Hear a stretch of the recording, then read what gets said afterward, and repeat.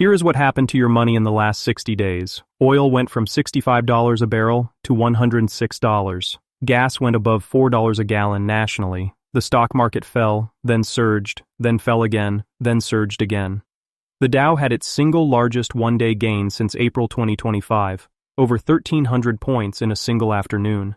And then 2 days later, Iran said the ceasefire was already being violated, and the whole thing started unraveling again. This is what investing during an active war looks like, and if your portfolio has felt less like a financial instrument and more like a slot machine with geopolitical bonus rounds, you are not imagining things. The market right now is being driven by one thing and one thing only: whatever Donald Trump posts on social media before the opening bell. So let's talk about what is actually happening, because the headlines are moving so fast that most people have completely lost the thread of how this war is affecting their actual financial life. And the answer is more than they realize, in ways that are going to last longer than the ceasefire will. Let's start with where we are right now. The US and Israel launched strikes on Iran on February 28th under an operation called Epic Fury. Iran retaliated and closed the Strait of Hormuz, the narrow 21-mile choke point through which 20% of the world's daily oil supply flows. The surge in oil prices since the start of the Iran war is the largest in over 40 years, based on CME Group data. That is not a rounding error. That is the kind of statistic that belongs in a financial history textbook being written right now while you watch it happen in real time. Charles Schwab. A 2-week ceasefire was agreed on April 7th. Trump said it was contingent on Iran reopening the Strait of Hormuz. Iran refused to reopen the strait unless the US lifted its blockade of Iranian ports. Peace talks moved to Pakistan. Iran sent an updated proposal. Trump said he was not satisfied with it. And as of this week, US Central Command has prepared a plan for a new wave of strikes on Iran to break the stalled negotiations, while Iran's Revolutionary Guards have threatened long and painful strikes on US positions if Washington renews attacks. CNBC, that is not a ceasefire, that is a timeout. And the market is currently pricing it like it's a peace treaty. Here is the financial damage timeline so you understand what has already happened and what is still coming. When the war began, West Texas Intermediate crude was around $65 per barrel. By the second week of the war, it had already climbed to $98. It eventually surpassed $106. That move, from $65 to $106, is a 63% increase in the price of the world's most important commodity in approximately 5 weeks. Everything that runs on energy got more expensive, which again is everything. Morningstar national gasoline prices rose above $4 per gallon in the US. The average American uses about 535 gallons per year. That is real money coming out of real budgets. And it is not staying at the gas pump. Diesel runs the trucks. Trucks move the food gets more expensive, the fertilizer supply is being disrupted. The food price shock from that disruption is still 3 to 4 months away from fully landing on grocery store shelves. You are currently living through the early innings of something that does not resolve when the shooting stops. NPR global stocks fell 5.5% since the war began, with Asian markets the worst hit. The NYSE composite fell 6% compared to February 27th levels. Then the ceasefire happened. The S&P 500 jumped 2.5%, the Nasdaq rose 2.8%, the Dow jumped 1325 points, and the Russell 2000 surged 2.9% in a single day. Markets in Japan, Korea, Germany, France, and the UK all surged simultaneously. Euphoria returned. Everyone exhaled. Al Jazeera, NBC News. And then, before the ink was dry on the ceasefire announcement, Iran said the US had already violated it, and the whole cycle started again. This is the most important financial lesson hidden inside this war. The market is not pricing fundamentals right now, it is pricing headlines. And when markets price headlines instead of fundamentals, volatility stops being an anomaly and becomes the operating condition. Market volatility is likely to remain high with headline risk driving short-term swings. That is Wall Street language for your portfolio going up and down based on whatever a head of state says at a press conference today, tomorrow, and every day after that until this is resolved. Charles Schwab. Now let's talk about the insider trading story. Because this one is extraordinary and it is not getting nearly enough attention. A Financial Times investigation found that $580 million in bets on falling oil prices were placed just 15 minutes before Trump published a statement postponing attacks on Iran, which caused oil prices to temporarily drop. A second set of bets worth $950 million on falling oil prices appeared on April 7th, shortly before Trump announced the two-week ceasefire.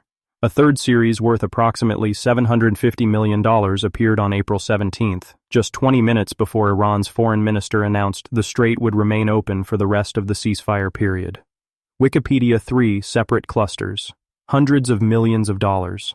Each one placed minutes before a market-moving announcement that nobody outside the highest levels of government should have known about in advance. The investigation is ongoing. The word for trading on material non-public information is insider trading, and whoever placed those bets made an extraordinary amount of money on a war while everyone else was losing theirs. Now let's talk about the Federal Reserve, because this is where the war's financial damage moves from your gas tank into your mortgage, your savings rate, and every interest-sensitive financial decision you are trying to make for the next 2 years. Before the war, the Fed had just delivered 3 consecutive rate cuts. Inflation was cooling, the path to further cuts looked clear, mortgage rates had dipped below 6% for the first time since 2022. People were refinancing, people were buying. The rate environment was finally, cautiously, becoming friendlier. Then oil spiked 63% in 5 weeks. The consumer price index rose 0.9% in March alone, putting the annual inflation rate at 3.3%, the highest level since May 2024. And a Fed looking at re-accelerating inflation cannot cut rates. It cannot blink. The Federal Reserve has held rates steady at its last 2 meetings. Given the heightened inflation risk, further cuts in the near term appear unlikely. CNBC Council on Foreign Relations. The OECD has warned that inflation in 2026 could reach as high as 4.2%. One senior economist projects the Fed's preferred inflation gauge could hit 4% by year-end. That is double the Fed's target. And a frozen Fed means frozen mortgage rates, frozen borrowing conditions, and continued pressure on every American carrying variable rate debt. Council on Foreign Relations. When the ceasefire was announced, the 10-year Treasury yield dropped sharply to 4.2%, and the average 30-year mortgage rate ticked down to 6.38%. That is the good news. The bad news is that one Iranian statement about a ceasefire violation, one new set of U.S. strike plans, one tweet from Trump saying he is not satisfied with Iran's offer, and all of that reverses instantly. You cannot build a financial plan around a number that changes every time someone picks up a phone in Tehran or Washington. NBC News. Here is the scenario breakdown that Charles Schwab has put out, and it is worth understanding because it is the most honest public framework available for thinking about what comes next.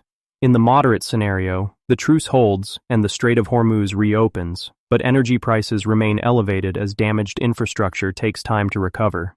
In the adverse scenario, military operations fade, but limited strikes continue, keeping energy prices elevated into the second half of 2026 and risking economic stagnation in Europe and Asia.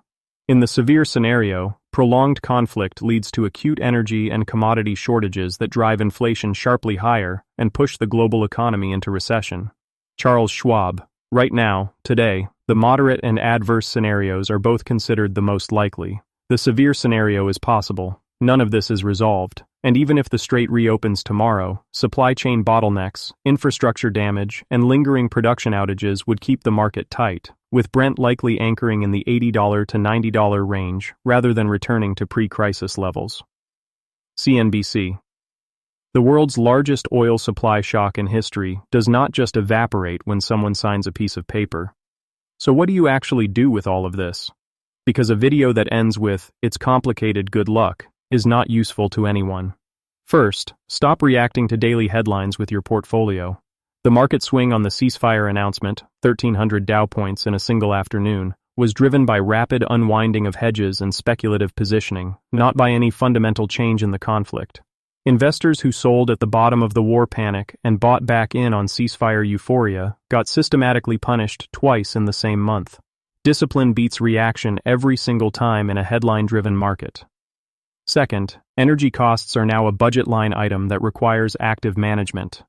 Gas above $4, food prices still climbing, and shipping surcharges hitting everything from Amazon deliveries to grocery store markups. The inflation from this war is real, persistent, and not going away when the ceasefire holds. Build it into your monthly numbers now. Don't wait for the credit card statement to surprise you. Third, the rate cut narrative is on life support. If you were making financial decisions, buying a home, refinancing, starting a business, on the assumption that rates would keep falling through 2026, revisit that assumption. The Fed is frozen. The mortgage market is at the mercy of a geopolitical situation that changes by the week. Plan for rates staying elevated longer than anyone hoped. Fourth, and this one matters for anyone with a portfolio, the sectors moving in this environment are not the ones that moved in 2024.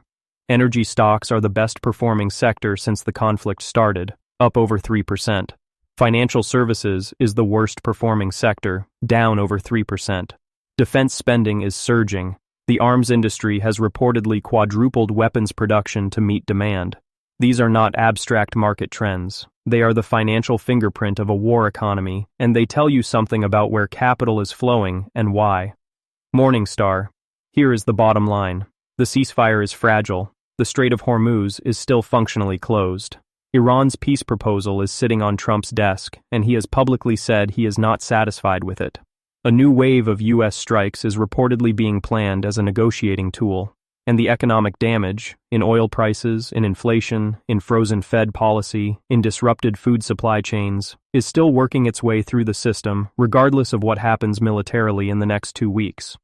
This is not a situation that resolves cleanly, it is a situation that lingers, and lingering is expensive. So here is what I want to know from you. Do you think the ceasefire eventually becomes a genuine peace agreement and markets fully recover by the end of 2026? Do you think this drags into the second half of the year and the adverse scenario is where we're actually headed? Or do you think something even more unpredictable is coming? That the insider trading story, the stalled negotiations, and the strike plans sitting on someone's desk add up to something the market is not remotely pricing yet? Drop your take in the comments, because this one is moving too fast for anyone to watch alone.